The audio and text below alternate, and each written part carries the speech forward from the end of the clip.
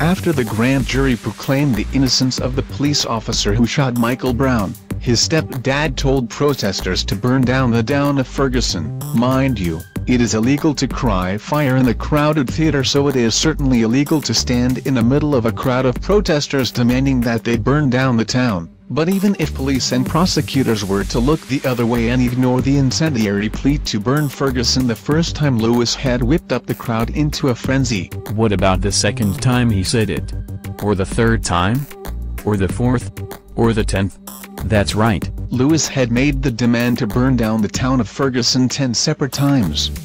So why wasn't he arrested for saying this? What if it were reversed and some angry white guy demanded that a town was burned down because a black policeman shot a white man? What is with this blatant double standard of allowing angry black protesters to get away with inciting riots and demanding that the town of Ferguson is burned to the ground? Add to this the fact, was convicted on narcotics charges and spent years in jail. What has happened to rule of law when a known convicted criminal felon can run roughshod over the entire town of Ferguson, Missouri while police watch and do nothing, and while Obama tells the police to go gentle on demonstrators?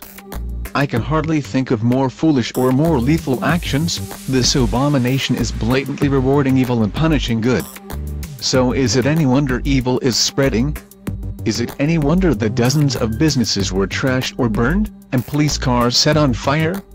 For heaven's sake, when the government practically begs protesters to destroy a town and leads protesters to believe the worst they will get is a slap on the wrist, how can they resist? We need a new batch of leaders to tell America's urban youth, grow up. Get a job.